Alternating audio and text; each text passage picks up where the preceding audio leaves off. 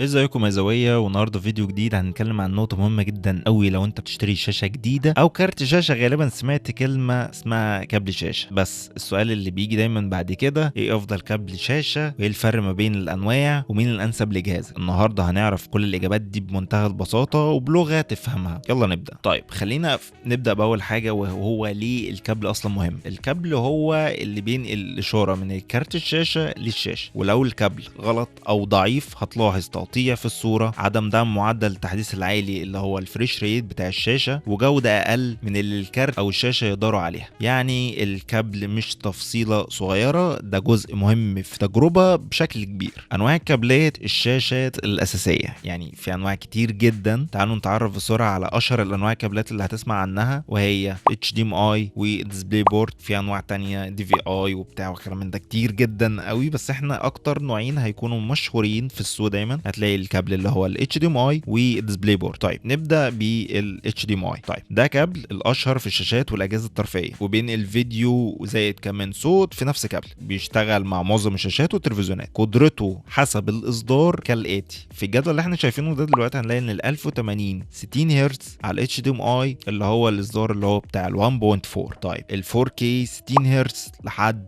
ال HDMI 2.0. طيب عندك 8K 60 هرتز و4K 120 هرتز، يبقى ده اكيد ال HDMI 2.1 اللي هو الاحدث. طيب ده موجه لمين؟ لو هتلعب على تي في او شاشه 4K اختار ال HDMI 2.0 او اعلى، وده طبعا ما بيكونش طبعا للبيساويه قوي، يعني الناس اللي عندها PC والكلام اللي زي كده، ده بيكون موجه اكتر للناس اللي عندها بلاي ستيشن او كونسول بشكل خاص. هنروح للفئه تانية اللي هي ديسبلاي بورد. ده كابل المفضل للجيمرز والبي سي، بيدعم معدلات تحديث اعلى من ال HDMI. في نفس الفئه قدرته على حسب الاصدار عندك 4K 60 هرتز لحد اللي هو ديسبلاي بورد اللي هو ال 1.2، وعندك ال 1.4 ده بيشيل لحد 8K 60 هرتز و4K 120 هرتز. طيب 2.0 ده لحد 4K 240 8K 120. فده لو الشاشه والكارت بتدعم ديسبلاي بورد فاختار ديسبلاي بورد، دايما هيكون افضل من ناحيه التردد والسرعه والاستجابه بتاعت الكارت. طبعا هو بيستحمل طبعا كروت اقوى بكتير، فده عشان كده ده بيكون الافضل طبعا لو انت بي سي او انت شخص جيمرز وعايز تستفيد بالكارت ومستوى الريفرش ريت معدل الاطارات بتاع الشاشه. طيب في اللي هو النسخه الثانيه واحنا مش عايزين نتكلم عنها بشكل كبير قوي، اللي هو الدي في اي. ده نوع يعني قديم جدا، مفيش حد طبعا بقى بيستخدمه، وهو عباره عن ان هو بينقل برضه فيديو بس من غير صوت، مناسب للشاشات القديمه اللي هي ام كرش لو انتوا فاكرينها،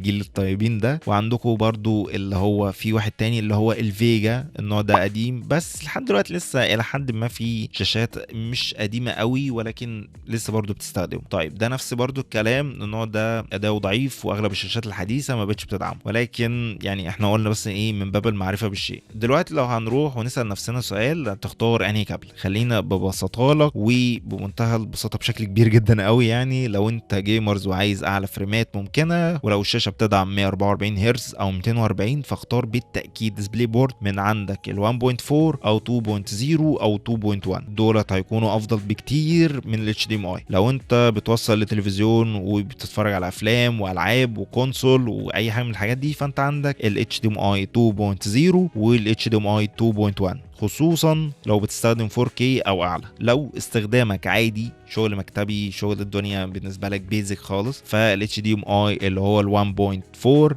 هيكفيك وزياده. لو الشاشه عندك قديمه وبتدعم DVI استخدمه برضو، في طبعا وصلات في كونفرتر برضو عادي ممكن تستخدمه، هيسهل عليك الموضوع ده وهيكون احسن من وصله ال DVI. طيب نصايح بشكل مهم جدا قوي، لو انت بتشتري شويه حاجات لازم تخلي بالك منها. اتاكد من الاصدار المدعوم من عندك من الكارت. طبعا في مواقع زي تك باور اب، خش على نوع الكارت عندك وظهر لك بالشكل ده كده اذا كان هو بيستخدم ديسبلاي بورد اصدار كام او HDMI اصدار كام. طيب ده اول حاجه. وتاني حاجه لو فدايما حاول تشوف كابل يكون طويل نسبيا بحيث ان انت ما تواجهش مشكله مع مسافه الكارت. اتاكد ان الكابل يكون من ماركه كويسه جدا قوي ومعروفه، ولكن انا في نصيحتي خليك مع يو جرين. طبعا هيكون غالي وهيكون معاه ضمان، ولكن انت بتضمن ان انت الفلوس اللي انت بتدفعها مش الشاشه تروح على حاجه تكون وحشه او حاجه انها تكون بترمي فلوسك على الارض وخلاص. وكمان اخر حاجه لو انت بتلعب العاب سريعه فخليك طبعا في الديسبلاي بورت، لان احنا زي ما قلنا ان هو بيدعم تحديث الاطارات بشكل اسرع بكتير من ال HDMI، فده هيكون احسن ليك طبعا بشكل كبير. الخلاصه اهم حاجه في الكابل ان هو يكون بيدعم الاداء اللي الكارت بيديهولك، والشاشه مصممه حتى كمان انها تديك فريمات بالشكل المطلوب. لو انت بتوصل شاشه 1080 بي عاديه فانا شايف ال HDMI هيكون كفايه. لو انت بتلعب العاب عاليه وسريعه زي الاي سبورت او غيرها فالديسبلاي بورت هو الافضل. اكتبوا لي في الكومنت انت بتشتغل على شاشه كام هرتز وبتستخدم اي كابل، وما تنسوش تعملوا لايك سبسكرايب، واشوفكم في فيديو جديد وتجارب تانية. سلام يا زوايا.